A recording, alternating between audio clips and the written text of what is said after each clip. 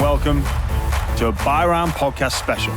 I'm James Graham, and in this 10-part series, I'll discuss the biggest, most talked about topics around our great game. Rugby League Roundtable. Joining me, leading journalist Danny Weidler. So I thought, oh, that's a bit odd that the boss of the game hadn't heard about it. Current South Sydney Rabbitohs coach Jason Demetriou. A powerful try. Former Premiership-winning CEO Shane Richardson. You've got to make some really unpopular decisions. And Cronulla Sharks captain Dale Finucane. And the Sharks are off and running. We've got a very proud history with all things rugby league. Today, we look at the future of the game. Rugby League Roundtable. So our game has come a long way since it began in 1895 over in Huddersfield, England, despite the claims of Australia beginning in 1908. Well, it didn't. It began in 1895 in the northern England in a town/city called Huddersfield. It's changed. Is it Huddersfield or Huddersfield? It's come and get your Huddersfield, if you're asking me. Okay. No, I know what you're talking about. It's changed a lot. And it will continue to change and develop as technology comes into the game, as fans demand a different product and coaches change and take advantage of rules and situations. The famous St. George Dragons team, the famous St. George team that was so successful was the catalyst to a lot of change in the game over here when it comes to rules. But where is the game going? Lots of advancements in the field of AI. Dale, I know you've been doing a little bit of research on this particular subject. What have you found? So prior to yesterday having the run sheet, I knew nothing whatsoever about AI, so very limited knowledge. But just from reading, it's obviously artificial intelligence is the acronym. Learning a little bit about it, obviously in terms of probably helping coaches, it helps tailor patterns and trends, I guess, throughout the game, which could potentially help with their video analysis and things like that. But one interesting thing I did find in regards to running shoes, so AI-infused running shoes adapt their cushioning level according to the user's fatigue, measured by monitoring movement and heart rate. This ensures optimal comfort and support throughout the run.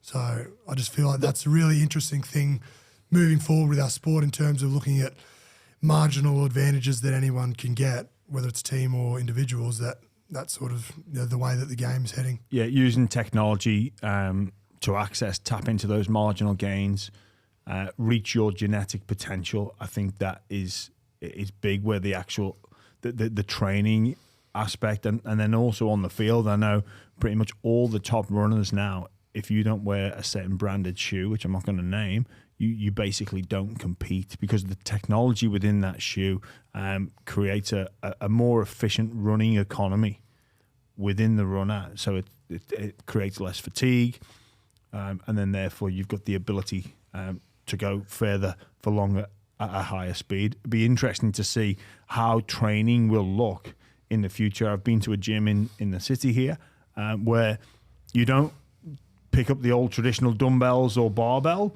It's a machine that changes the force necessary to complete the repetition based off your desired training program. So I'm really interested to see where this goes. I think there's a possibility for...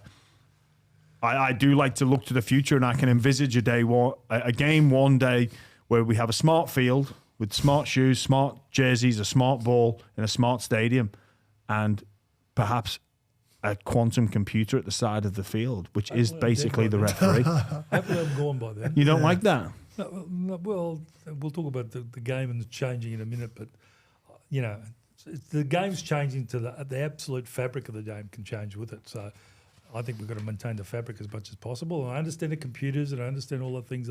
But coaches are overloaded now, mate. Some of these coaches, they've got so many, they cannot possibly digest the information they've been given. And that's why they have 2 and 3 and 4 coaches, assistants, because they need to digest it. With AI, they won't need to. It will spit out the relevant information for them, or take the decision, or take that decision-making process away from them, and just inform the athlete. They don't even know they could concentrate on the X's and the O's, or look at the data that's put into the machine to say where you can gain a competitive advantage. Like you would look at statistics now, JD, look at video analysis. Yep. But if that could be compiled in and do most of the heavy lifting for you, then you become a better coach, which gives you more time to work on any aspect of coaching. Yeah, I think the biggest thing for coaching is relationships, so that's not going to change. Yep. How you invest in the player physically to get him those marginal gains that we spoke about. Obviously, AI may play a part in that at some point. I think it's a fair way down the track before it's a smart stadium. But again, it'd be naive to think that that's not possible in the future. Who knows? I mean, being able to rule on a forward pass first would be good.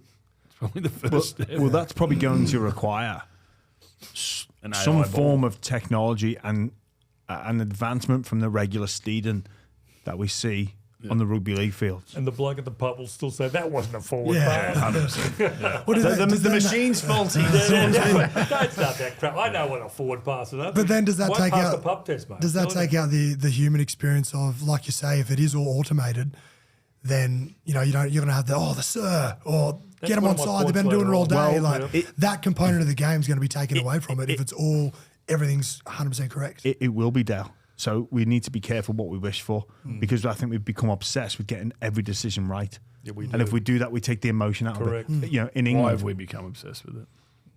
because there's jobs, money on the line. That's why. I look back to England play Argentina, Diego Maradona. It's still spoken about today. The hand of God is spoken about today, and people deliberate and argue. And there's many instances across sport because there's so much money on the line. There's so much at stake.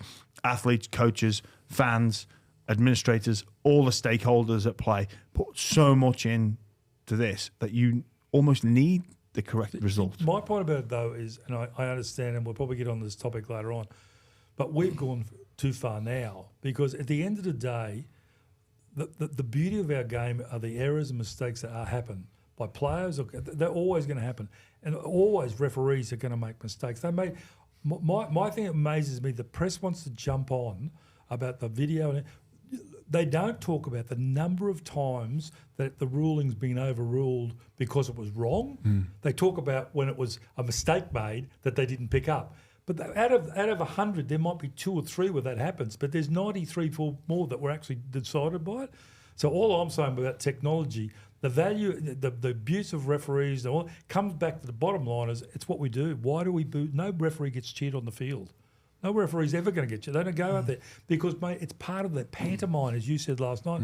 It's part of, and I love that stuff, but it gets drilled down into, you can't make this mistake. Well, you're going to make mistakes, mate. That's why it's humans. And when we take the human side out of the game, what do we got? Well, actually, if you look at... Sorry, Dale, go on. So just saying, by that same logic, if you're looking to implement AI and take referees completely out of the game, where you've got some sort of holograph on the field that's going to hold you 10 metres, where do you have the subjective things that come in, like time on the ground? So, like, if you've got a dominant tackle as opposed to someone who's punched their nose through, who decides that? Well, how's a holograph going to decide? Well, Gives me a little electric shock, just like get up. Yeah. Well, the laws of the game say that once the tackle is completed, you need to leave the tackle immediately as a defender. So there would need to be some changing of the laws of the game. You couldn't feed that into an algorithm or a machine, a machine-based learning with that directive, and then that go and referee a game of rugby league today. It would also, again, you would show it as many images as possible, as many examples as possible, and determine whether that was a loose carry or a strip. And based off the previous history of what is a loose carry, what is a strip, that would be able to determine the decision. Yeah, based off We're still making it laws of probability, isn't it? So it is, but is it better than what we currently have? There's just so many variables, I think. There's too many variables. You got to identify a hip drop tackle, identify a shoulder charge, identify like the time on the ground. I all understand. these different things. With a robot referee, it wouldn't be influenced with time pressure. It wouldn't be influenced with media pressure, coach pressure, player pressure. It wouldn't have Cameron Smith coming to them, delaying the game, which is part, perhaps, of the game, part of the theatre and the pantomime. I think that's what point from the beginning when you asked about it, is it will change the fabric of what we see as rugby league dramatically. And because it's all about the dislike of the referee, the dislike of a certain player. And you're right, that there's the decisions that referees make on the field all the time are based on actually humanly what happened. And so I just don't. I don't want to be around when the days when that sort of thing's taken out of the game, and I won't be, because it's a long way off. And I'm not saying it won't get that way, mate, but all I'm saying is the fabric of the game's been changed enough now. If we start doing things like that, I don't know what sort of game we play. But that's the point, Jay. You said the fabric's changed already by the bunker and everything else that's going on. Like 30 years ago, we didn't have that. Yeah, but people are arguing now, though, that that's too invasive now, let alone this sort of invasiveness, which is like another 15 levels up. We still did it, didn't we? But you still got the human world. You even Still a human interaction. You still got the human interaction on the field, and they're trying to make sure that there will be mistakes, but because there's a lot less than there was. Let's be honest. But what I'm saying is that whole thing of referees and footballs, and they're going to change the football so you don't actually catch the football, you just catch a vision of football so it doesn't hurt your chest when you fall on it. I mean, where do you get to at these things? And that's the key, is how much of the fabric of the game you're going to change to do it. Well, how much is too much then, Danny? Yeah. Well, I'm a bit of a dinosaur. Like I wouldn't mind. A lot of people have said that to me. I wouldn't mind if we didn't have all of the Danny technology. the dinosaur. So you want to strip it back? I preferred it how it was. What do you mean by how it was? No bunkers. Just so no ref. No, just let the ref do it. And we had it for years. We argued over it. The refs made mistakes then. The refs made mistakes last week. What about in try scoring situations? But they make mistakes all throughout it. But surely, JD, I'll come to you. You see some of these decisions that, to the naked eye, would almost be impossible to make the call. It would be pure guesswork. Some of the athleticism that the outside backs can finish with is incredible, and to the naked eye, you can't. I think keep the bunker for tries to make a decision on a try. Everywhere else, stay out, because it's creating an environment where people are deliberately staying down, people are working the refs over, and then the ref gets abused anyway. Because if he tries to let the game play, I mean, Harry Grant's a great example in the game last week. That was a big call for him not to penalise him, because you go back to the video, and in other games, that's a penalty, game over. Every other game. That's a big play, and I think it's the right play. It's not, because we can't just go, every time someone gets a little bit of a clip, it's going to be a penalty. Like, if he sees it, play on. It's not a tackle that was malicious or caused any damage. It happens in our game. But if we take that bunker out, that's cost him his job. It has. That decision cost a man his job. Oh no, we're talking about different incidences here. So you're talking about the knock on. I'm saying the Harry Grant. I reckon that cost. The Harry Grant. He's talking about and he stayed down trying to get a penalty. Remember, because he knew he got clipped in. There's no problem with him. That's what I reckon cost him his job. That was what really pissed off the bosses of the game, because all year. What have they been trying to tell us? Exactly right. They've been trying to tell us, you touch your head, penalty, bin, whatever. That goes against the message that the NRL has been trying to send to everybody. Yeah, see, the other one was a mistake. The other one was a mistake. That's what cost him his job. That referee and the bunker in particularly should have said whether we like it or not, that was the rule. The Harry Grant moment. Yeah, so I thought the Harry Grant moment, I thought the bunker can only interfere if it's a reportable offence. You might be right, but what happened on the field? Because it should have been a penalty. How many head touches? We see it all the time. We see it all the time. But that's where the game is now, because of obviously the threat of litigation. That's exactly right. High tackles and the it went issues in and around head collision message. and stuff like that. So that's why they're probably not going to take it out. So you think it was the lack of action, I'm sure, rather than the mistake? That's a slap in the face, not just for Harry Grant, but for the bosses of the game who have been telling us that is not part of the game. That is not what they want the mums and dads to see, the former players, the concussion, the litigation, everything else that goes with it. So you go near their head, you're penalised. Yeah. Can you imagine being the referee in that position, though? Yeah. You're right. It's a fairy tap. Yep, it was. We can clearly know why the player's staying down. Yes. It's a crucial point of the game. He wants a penalty in front. His team wins the game if he gets a penalty in front. There's been absolute talk all year about players staying down. It's not a good look for the game. So he makes a judgment call. Don't think it's worth a penalty. I'm letting it go. they're going to show multiple replays on TV, and then boom, either way, he's in trouble. He blows that whistle there and gives a penalty. He's going to get I don't think he's in trouble. I think maybe not from the NRL. He saves his job. He might save his job, but there's no way everyone's going to say. There's no way that certain commentators will say that's rubbish. That's not a penalty. That cost him a game. As a coach, are you encouraging your player to stay down in no that way. situation? Not me. No way. No, but it's a chance and an opportunity. If he was collected, if there was contact made with the head, which there was.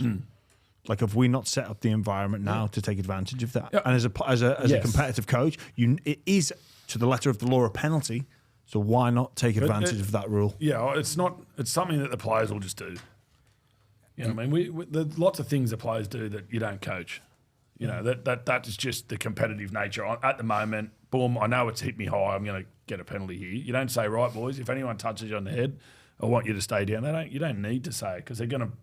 They get a feel for the game. You know what I mean? And there's some things, we're coaching that many things to sit there and say, all right, if you get any tap. Would you instruct a player not to do that then? It's a tough one, isn't it? I wouldn't instruct him to do it, and I wouldn't like him to be doing it. That should have won them the game. That stay down should have won. They should have won them the game. Yeah, and you know what else? It's a spin-off from the previous week when Kalen Ponga was whacked at the end of the game just before he took that goal kick, and he looked like he was dazed in that incident. Nothing happened. Kalen Ponga, poster boy, concussion person, Canada visit. Nothing happened. I reckon the NRL would have been annoyed with that as well. And then to put that on top of that, that's why things happen. To JD's point as well, like when you've got hit high and you know what warrants a penalty, and like you said, Danny, as well, like that's the letter of the law. And to the letter of the law with Harry, he did get hit high, and you look at the rule book and that's a penalty. But every day of the week. Yeah, I think it's a penalty. So, but I said my stance has changed on the fact that, yes, you probably may get the penalty, but also it's not really like it's kind of on the spirit of the game. Yeah. So it's like there's two different arguments there of do I win this for my team or do I not do it? And honestly, like JD was saying, it's an individual thing whether what you do, it's not something that's coached. I know Fitzy's anti sort of staying down if you're not genuinely got a head knock or you're hurt. So it's the individual. What can we do as a game? Out of the bottle. I think the genie's out now, unless they're going to change the rules back or penalise players for diving, which is again subjective. Yeah, because you wouldn't want to make that decision if you're not hit. Didn't something happen in the English game? It did. Paul Vaughan pulled up one of the players who was on his way to play the ball, but they've deemed he made contact with an injured player and therefore barely touched him, and he got 4 weeks suspension. Yeah. Did he get 4 weeks? I think so. Yeah. Well, maybe I'm wrong, but he got charged with a grade E or grade F. I thought he got offense. suspended too. I think that's pending. I don't think players should be touching injured players. That's a separate issue. But you spoke before about, well, if the referee's made a mistake and then therefore missed the high contact, is that not just we accept the fact that referees will make mistakes? Yeah, we do. But what I'm saying is, I'm not sure how you missed the high contact, number one. But number two, there's a big bunker, and the bunker is there, seeing exactly, which we all saw. As soon as that happened, every person, I would have no doubt, would have said, there's the 2 points. Well, that's what I thought, commentating the game. I thought, what a shame. And Harry Grant and Ashley Klein were sort of playing this game of cat and mouse. He jumped straight up and smashed on the window. Bellamy. How is that not a penalty? But then we've just had the conversation that there's too much bunker interference. Yeah, but what you've got here is a change in the rules for the safety of the players. And the idea is, what part of the road are you going on, this side or that side? This is what the rule is. And the rule's clear, or law, as you said before, which is correct, by the way. The law says that you cannot touch the player's head. And if you do, you're going to be penalised. But then the law says we can't be offside. And if you're saying you want to get it goes back to the point before about we're obsessed with getting every decision right. No, but the difference is there's a medical reason and an insurance reason that the game has had to change the rule. No one would have changed. Everybody still loves the biffo. We've still got it on YouTube. I saw Martin Lang in the biff, which was a brave effort with Willie Masons today on YouTube. My point about it is everybody loves it, but the fabric of the game's changed because of the involvement with the medical staff and what's about concussion. So that's not the same as getting off the line too quickly. This is actually saying we will not tolerate you touching the head of a player. Your robot referee would to get do a that penalty. because litigation is the biggest threat to the game. They do. By far. That's why you haven't easily. That's why the game will end if it doesn't stand for. That's why you haven't bad got high school contact. teachers teaching kids at football, rugby league to high school because they're not willing to take the risk for occupational health because they know that if something happens on their watch, they're the ones that are going to be put down for it. That more and more are dropping off because of that reason. So you're saying have bunker intervention for episodes of foul play that involved head contact, but pretty much nothing else. Yeah, well, I'm not. I don't think anything else. Forward passes, anything else whatsoever, or tries. I think you've got to have it for. But the bunker is now turned in for tries. It's more of an entertainment spectacle. If you took that away from the fans now, they'd have art. They love it. They love the drama, the pathos that goes with it. So it's actually a part of a television audience thing. But the rest of it, they hate. They hate the stopping the play for bunker interfering and this and that. They're not even keen on six again. I think the process that they go through, like you might, from the play the ball, check if there's any obstruction, the process to actually get to the try takes such a long period of time. And I feel like that's, from a spectator point of view, is probably what's not enjoyed. It's just so much time taken out of the game. It's funny. I find myself watching old games and thinking, okay, what if the bunker was involved in this game? Would it have changed the result of a grand final, an origin game? Did he get the ball down? It's a weird way that I've conditioned myself now to watching football. Like would we have got that same result? But take the emotion out of it, because that's what it was. That's what we used to be. As soon as you see the referee point to the ball and blow his whistle or her whistle, that's it. You know the try. So as a fan, you go up.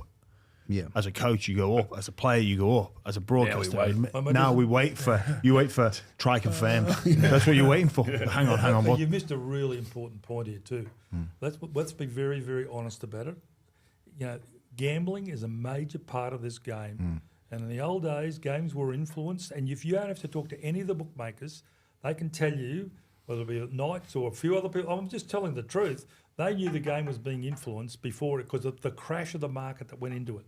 So one thing the bunker does do is eliminate that from the idea that there's some foul play. The integrity. Because you've got 3, 4, 5, 6 and hundreds of thousands of people reviewing what it is. So but some may even question that within itself. And instead of getting to the referees, they get to the people in the bunker. Well, they could say that, but it's a big call. It's all right to get one juror to say not guilty, but it's hard to get another 4 or 5, And so and all you can't have one. You've got to have a majority. So I just think that there's a whole range of things about this, about integrity, the laws of the game, but more importantly, the medical side of it. That's why we're in the situation we're in with the bunker. We're going to take a quick break from this podcast to talk to you about AG1. Now, this is a product I've been taking for over a year now, and I absolutely love it. It gives me all of my daily nutritional needs in one easy drink.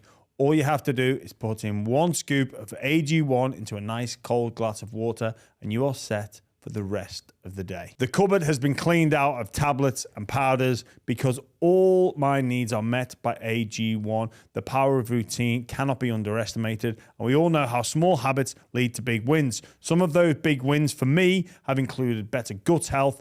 My clarity, especially in the afternoon, has improved so much. Gone has the mid-afternoon slump. AG1 is a foundational nutritional supplement. Now, as humans, we all share that same basic foundational needs. That's where AG1 take care of everything. This supports your body's needs like nutrient replenishment, gut optimization, stress management, and immune support. AG1 is the supplement I trust to provide the support my body needs daily. And that's why they've been a partner and I've been a user for so long. If you want to take ownership of your health, it starts with AG1, a buy-round exclusive. If you try AG1, you get a free 1-year supply of vitamin D3, K2, and 5 free AG1 travel packs with your first purchase. Go to drinkag1.com/buy-round. That's drinkag1.com/buy-round for our exclusive Australia-wide offer. check it out. How about the future of the game and the product itself? Danny, you're heavily involved in the media, obviously.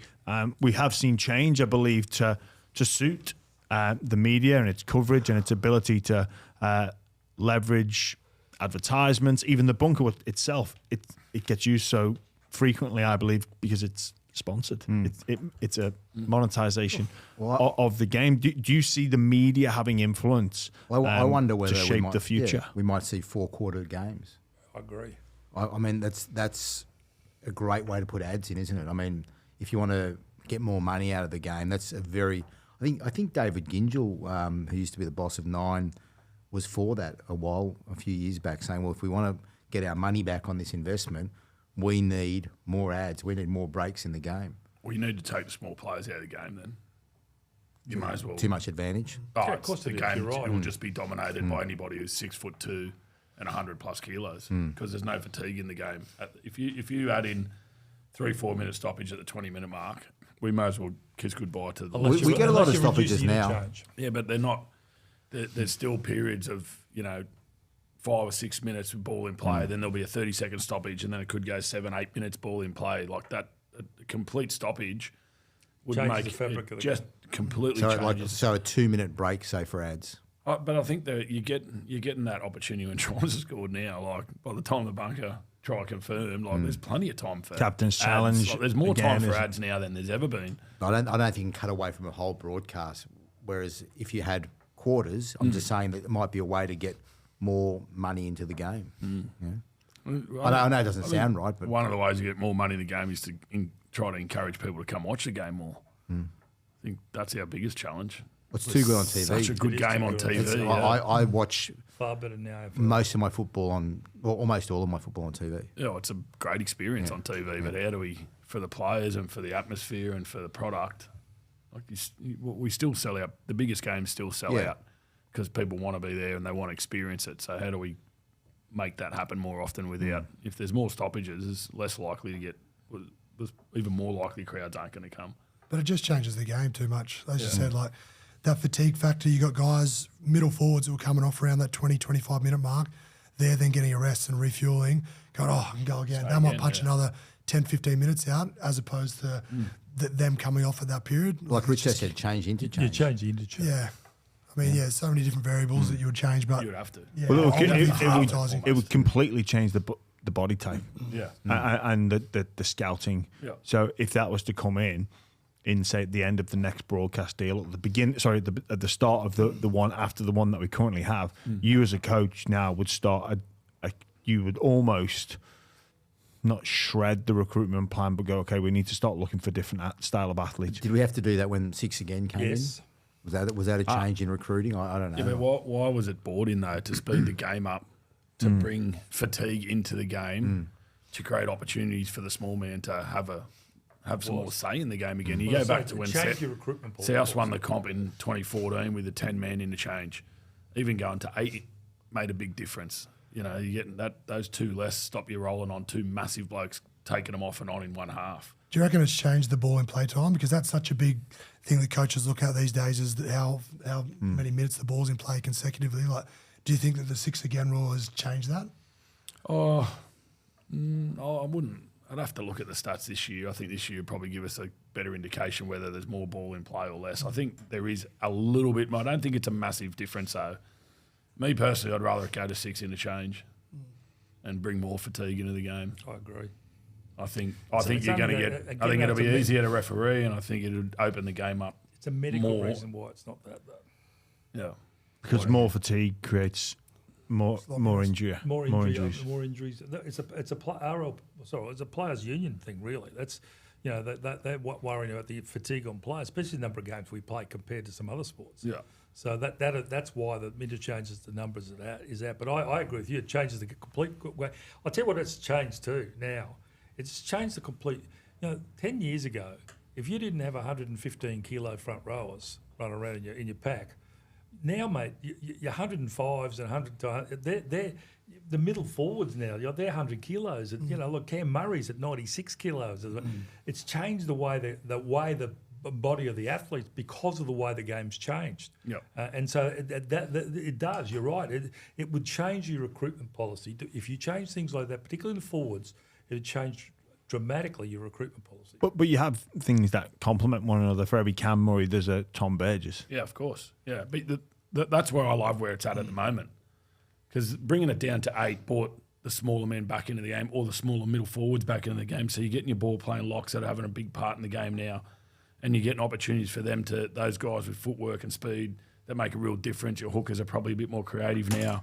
It has brought more. The 8 interchange has definitely made a big difference, and the 6 again has added a bit more fatigue to that as well. But obviously, off the back of that, then we go into bunker decisions, and that's where the game slows down again. So we get the speed in live play, and then we slow it down again because we've taken forever to make a decision. And that's not just tries. Like, that could be a collision and a guy stays down and the referee says nothing and the bunker looks at it for... We had Tane Milne this year, and I think it was the Bulldogs we played, and off the kickoff, player carried it. It was good contact.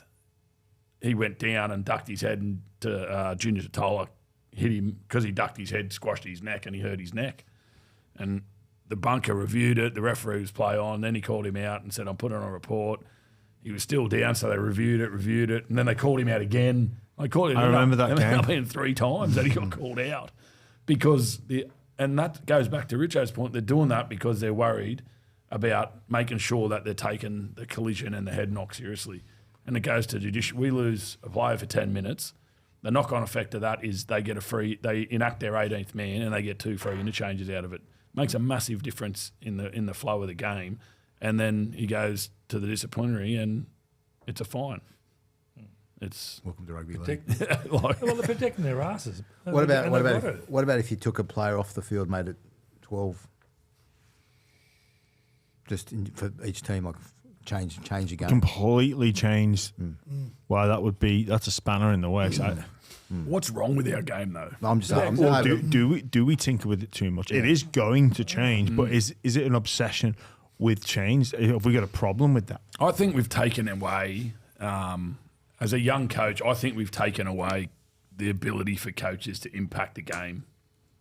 Because back when the Roy Masters and those guys of that ilk were coaching, those guys would come up with tactical ways to change the game. Now we just complain if we're not getting what we want. Instead of going, okay, I'm going to technically and tactically think a way how I'm going to adjust to this, and we don't. We complain to a point when the referees need to change the rules, or the interchange needs to change to make it fair, or we need to give 6 agains away because the poor teams keep getting bogged down in their own end. Instead of coaches and clubs going, no, we need to get fitter, we need to get stronger, we need to add key positions in this way. That's how we're going to get our competitive advantage. But it's really hard now to get competitive advantage because every team's almost, if a team's not doing well, the rules will change to suit the team so we get an even playing field. Whereas coaches in the past would come up with little tactical things. That's how the game changes. Coaches generally change a game because of the way they change the styles of their teams play. Do you mean change it during, like you can't change a game during a game either? Is that what you're saying as well? Like during a game, you can't have an impact as a coach? Is that what you... Yeah, it's hard with the bunker and to try to find ways to get competitive advantage in the game. But I'm talking more about just styles of play and creating a style of play through a preseason that matches the rules. And then, if a Melbourne is having success in the wrestle, instead of going, okay, we've got to find a way to beat this. No, we need to change it. It's not fair. And that's what we do. We change it. And it'll happen soon. Everyone will start complaining about the way Penrith plays, and we'll figure out a way. Well, the 6 again has come in because Penrith lock in your end, and it's bloody hard to get out. They make it that difficult to get out of your 20, and they just... Their defence. Yeah. Well, their field position, their clear his kicking game, and they make it that hard, and they just beat you through field position.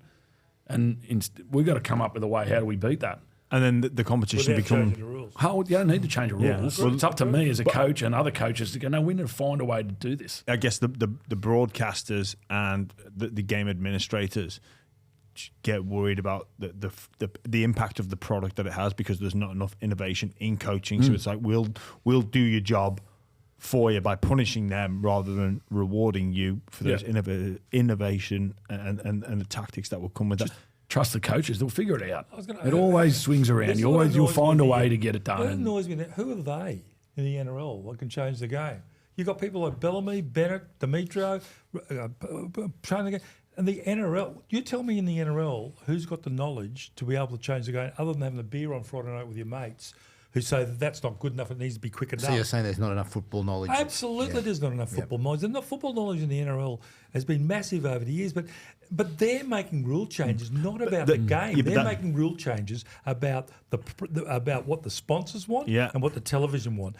And that's what. And I once again I harp. That's what the RLPA are saying is that hang on, this is about the players and the coaches and the game. Not you tell me in the NRL. Now Graham Annesley. I really admire his administrator, and he's like, but at the end of the day, he was a referee. You tell me who the rugby league. You tell me who the rugby league. And Raptor. Well, it's seen that. Tell me one person. Action. Annesley. I just said Annesley, but he's a referee. But I'm just saying. But even Graham's as a technical law, and a hardest worker I've ever met. But tell me somebody else who has the influence of that. Who's sitting in there saying this is not the right way of doing things? Unfortunately, like in any walk of life, if you're the NRL and you've got sponsors that pour in and give a lot of what the game is and broadcast partners, action is always deemed better than inaction. So you go to them, you're not just saying, we just need you to be patient. You need to be seen to be doing something to try and affect that outcome rather than just sitting back and go, I'm just going to let them. Somebody brings you up as an NRL and a sponsor's going to complain about the speed of the game. Fantastic. I get that. They can have a run over. Who's advising them about what the football part of what you're doing is? Who's going to them saying, I get what you're saying, but if we do this, the game is not the game we love. I see it all the time with the NRL. The AFL tells people to stick it up their ass if they want to change. They do. You don't change what we're doing. We'll make the decisions about the rule. And they've got football people in there saying this is how the game should be run. All I'm asking is a very simple question. You name me one person. I'll go out to all the audience. You tell me in the audience outside who the person is in the NRL who's making football decisions. I think, was it Wayne Pearce who made the 6 again call? Was that that was Project Apollo, and maybe that was a factor of having too much time on their hands. He's got a full-time employee running the game on a day-to-day basis. He's on a board, sitting up well above everything, and a long time ago. And I love Wayne Pearce, but all I'm saying is, but who are the football knowledge that's making these rule changes that are making it for the betterment of the game? Well, the rule I sort of understand is the 2 feet of the ref now. Like, as long as I played as a kid, that's the rule that sort of we found that at late preseason. You probably found that as well.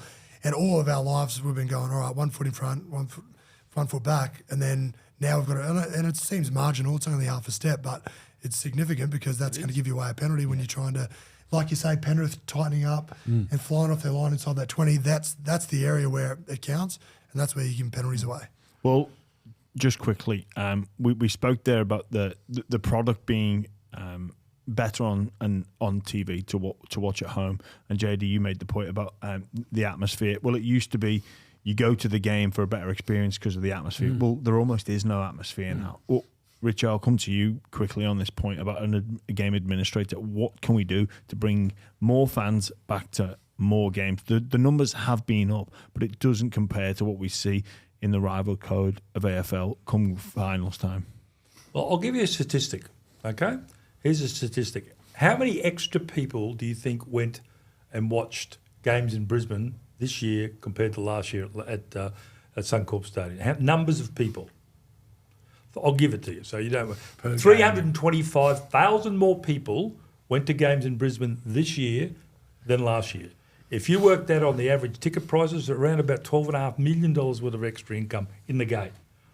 If you look at membership, whoever took a game into Brisbane was going to cannibalise Brisbane and they were going to drop off. And all. Brisbane has got 9,000 new members added to the 30,000 new members that Redcliffe have got. So there's 40,000 new members of rugby league in the game, which is 12.76 million on the average. So that decision to bring that one team in has given us $27 million more revenue of the game, away from advertising, away from corporate, away from everything. My point about it is, it's all right, the numbers. Rugby league will never match the AFL with the numbers in the ground. But I think that the interest in the game is definitely there, but we can't just keep putting out the same product all the time. They want to see something different. They want to support a team. So we need to have and we'll get on to it later on, what is expansion and what does it look like? Because the numbers are going to go up anyway. But in a place like Brisbane, where you'd think that it'd have an effect, it's actually increased by they're the numbers from the game. So you talk about extra people, there's 325,000 people in Queensland who went to that game.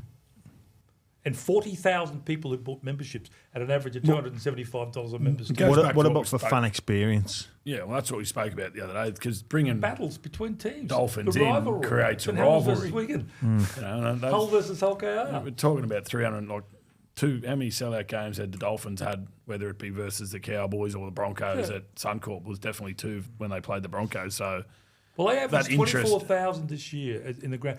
But the only reason it was only, by the way, it's number 2 of the most numbers of crowds in the game. Broncos was one there too, average crowds of the game. But that's only because they played 4 games at KO where they can only fit in 11,000, which was sold out every time. They averaged over 31,000 people to every game that played at Lang Park. I mean, they are astonishing statistics. And it goes back to what we were talking about last night. Not only do we need to look at what we're doing there with the game and expansion, but we also need to look at international football and what it could bring to the game, which is extra dollars and extra people and extra interest from people who are not interested in a club football but would be interested in supporting Australia or Tonga.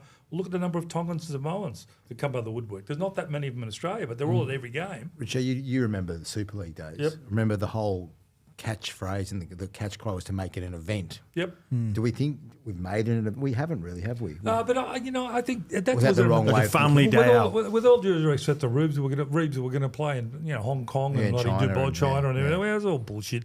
And we brought out all the best bands, and we had bloody guitar players playing at our grounds, and Cronulla. Let's not name those bands. So at the end, and we spent tens of thousands of dollars. People just want to go. People want to go to football. They want to go along in a clean, family-friendly environment where they can take the whole family. Because you want to talk about numbers increasing. There's no way in the world that you would take your wife. I know it's the romance, the wonderfulness of it, like Art Oval. Are you kidding me? Yeah, get people peeing on you on the hall. The dressing room, how many times have you been there, mate, when blokes have had to hose you in the dressing room after because the showers didn't work?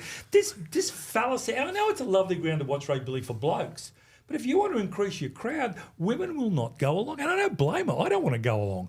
My point about it is, forget all that fancy crap, because we tried it too. We had drummers and we had people and, it didn't work. Because at the end of the day, people just want the team to be competitive competition, local derbies, people there, clean environment, easy to get in with transport, easy to get out, good stadium. And we're getting better at that. That will increase crowds. All this other bullshit, they're not they could watch it on TV nowadays. If you want to see bloody Katy Perry, you watch her on TV. All right, well, it's magic one time. We've got to keep or get rid of something that we've spoken about on the topic of the future of the product. Richo, over to you first. Get rid of something. Get rid or keep something that we've spoken about. Well, I don't think there's too much to change, so I'd keep it as it is. Get rid of Richo's drummers. Don't start me. And that bloke in the toilets. Yeah. I'd keep the bunker, but I'd get rid of infield decisions. On the AI chat, I would definitely keep the refs, but I like the innovation with the shoes that I spoke about and the innovation around performance. Bring that in, keep the ref. How many 125 kilo Polynesians have been running around these new shoes? None They can make them feel good, then I'll be impressed. None just yet. Okay, so what an episode of the Buy Around, Not So Round Rugby League table. Talking all things the future of Rugby League. I guess in time we'll see how accurate or inaccurate we were, Charlie. But we didn't have a fan at the table. It's unfortunate we can't get there, but we do like to hear from our fans. Absolutely. And this is all thanks to Tui's. How do you feel? I feel like a Tui's or two. And can I say, I am loving the three-peat Panthers cans as well. They are just stunning. Limited edition, so you're going to have to hunt far and wide if you want to get your hands on them, but they are fantastic. They are cool. And the first comment I wanted to bring up was this is obviously from the social media episode for the last week's episode, which is where we get all the fans involved. And the first one is from JA1981. Journos should put their names to the articles that get written other than staff writers. Absolutely. I couldn't agree more. If you're gonna write something or say something, the overwhelming majority of the time you should own it. Absolutely. Particularly when it's publishing platforms that are publishing articles. You know, we also work at I also work at Triple M, and their digital team will clip things up from the show and then publish them with like words around them. They won't often have a journalist attached to it, but I guess that's because they're just sort of presenting what the radio stars are saying. So I guess that's slightly different. But I guess if you are a news outlet, why wouldn't you, as a journalist, put your name to it? Yeah, I agree. It kind of shows that you're going to be saying something that's divisive, controversial, and you don't want to put your name to it. The next one is from Tanya Bone 9659 on YouTube, and they said, James, as much as you disagree, instead of cutting things out, you need to work with it. The fact of the matter is social media is a part of the media landscape, just like all other media, and it isn't going away. It 100% is fan engagement. It's a way of a player showing their personality, a way of their own image, as it's more genuine and allows fans to connect on different levels. Yeah, look, ever since this episode came out, I've had multiple interactions with people, and look, I do get it. I do understand it. I probably can't envisage myself jumping on at any stage in the near future. And look, this is probably a younger generation than what I am, where you got these players and fans that want to get this level of access, and if this is what provides them to it, or provides it to them rather, then I'd support that. I just think there's probably it's more the negative aspect I look at. And again, I say this, like, if you're an athlete, you wouldn't give your phone number or your email number out, but everybody can contact you in the whole wide world. Mm. Everybody, and I don't know if that's necessarily a good thing. Mm. As a current player, I guess as a retired player, it's like for our show, it's really good, the fans being able to message us in and tell us stuff about the show they like, don't like, and help kind of shape the show a bit. But I guess that's a different thing. We're doing something where we're trying to engage with fans. Yeah, and look, obviously, we do have a presence on social media. We use that medium to connect with our listeners, our viewers. But I think it is very different. Often the engagement is around the guests and the topics that we're talking about. Where I feel some players can become obsessed with it, and it's an unhealthy obsession. I think some people become obsessed with it, and it's an unhealthy obsession. So walk around, going to a cafe,